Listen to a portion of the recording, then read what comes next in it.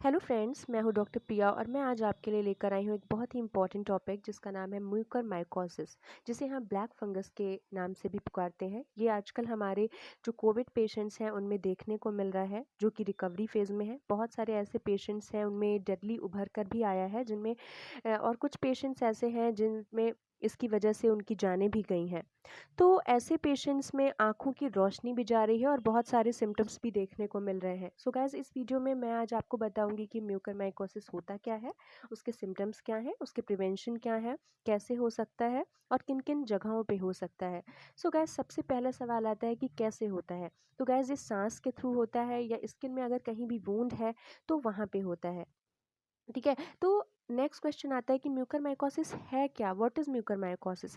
तो ये म्यूकरमाइसीट्स नाम का जो फंगस होता है ये होते हैं, और ये बेसिकली हमारे एनवायरनमेंट में बहुत जगह पे फैले हुए हैं। जैसे कि ये वहाँ प्रेजेंट होते हैं जैसे कि सड़ी हुई पत्तियाँ, सीलन वाले कमरे, सड़ी खाद, गीली लकड़ियाँ, सॉइल में, गीले सरफेसेस पे, ह्यूमिड एरियाज़ में, डिकेइंग ऑर्गेनिक मैटर वगैरह में।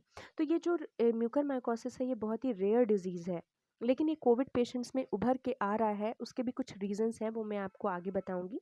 नेक्स्ट क्वेश्चन हमारा आता है ये किन में होता है। तो जिन पेशेंट्स में हमारी इम्यूनिटी जो है वो लो होती है, ये उन पेशेंट्स में होता है, डायबिटिक पेशेंट्स में होता है, ओल्ड एज पेशेंट्स में होता है, या जिनमें इंक्रीज ब्लड शुगर जो होता है उन पेशेंट्स में होता है, एड्स या कैंसर के पेशेंट्स में होता है, किडनी ऑर्गन ट्रांसप्लांट्स के पेशेंट्स में होता है। ये नॉर्मली उन पेशेंट्स में नहीं होता जिनकी नॉर्मल इम्यूनिटी है, जिनमें ब्लड शुगर जो है वो नॉर्मल है। नेक्स्ट क्वेश्चन हमारा है कि ये जो कोविड पेशेंट्स होते हैं उनमें क्यों हो जाता है। तो उसके बहुत सारे रीजंस हैं कि पहला, आप समझ ही रहे होंगे कि उनमें इम्यूनिटी लो होती है।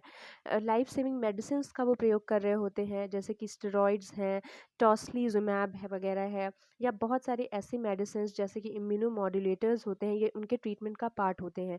गाइस, ये आपका वहाँ पे ह्यूमिड ऑक्सीजन का भी यूज़ हो रहा होता है कोविड पेशेंट्स में, उसकी वजह से भी। और कुछ सेकेंडरी इन्फेक्शंस, जैसे कि अगर फंगस ऑलरेडी प्रेजेंट है कोविड पेशेंट में तो ये उनमें उभर के आ जाता है लो इम्यूनिटी की वजह से।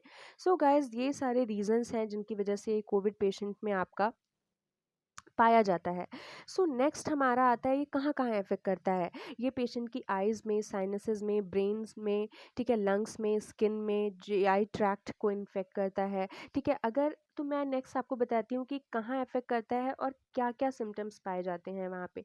अगर ये फेस को इफेक्ट करता है गाइस, तो वहाँ का एक एरिया सुन्न हो जाता है, वहाँ पे स्वेलिंग हो जाती है आपकी। ठीक है। स्किन डेड हो सकती है। ब्रेन में इफेक्ट करता है तो ब्रेन इन्फेक्शन हो सकता है, पैरालिसिस हो सकती है।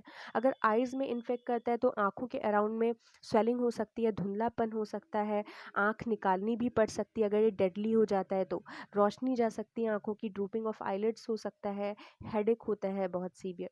ठीक है। नोज़ में होता है तो नोज़ में आपका नेज़ल ब्लॉकेज करता है, साइनस पेन होता है, ब्राउन या काले रंग का डिस्चार्ज पाया जाता है, पेशेंट के नाक के आसपास काले स्पॉट्स पाए जाते हैं। ये नेज़ल बोन को भी खत्म करने लगता है। सो गाइस, ये बहुत डेडली हो सकता है। पेशेंट में फीवर भी पाया जाता है। अगर ये लंग को इन्फेक्ट कर रहा है then cough, cold, chest pain, pneumonia, inability breathing, ये सारे सिम्टम्स पाए जाते हैं।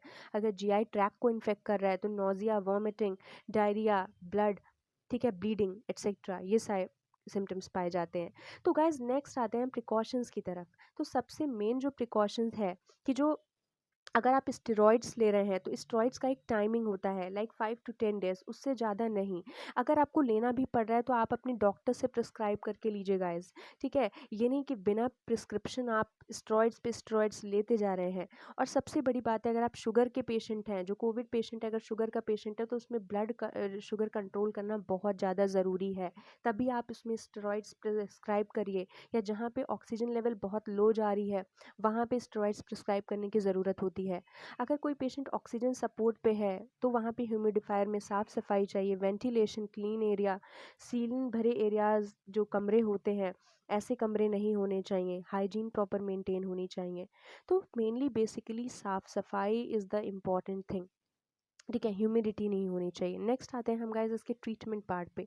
ट्रीटमेंट पार्ट में जितने भी एंटी फंगल ड्रग्स होते हैं जैसे कि एम्फोटेरिसिन वगैरह, वो इनमें प्रिस्क्राइब किए जाते हैं गाइस। तो जो इन्फेक्टेड टिश्यू होते हैं, अगर बहुत ज़्यादा इन्फेक्ट हो रहा है और ये डिजीज़ डेडली हो गया है तो सर्जरी की ज़रूरत होती है। वो जो एरिया होता है वहाँ पे सर्जरी करके निकाला जाता है गाइस। सो गाइस, अगर आपको ये वीडियो अच्छा लगा तो प्लीज़ लाइक करें।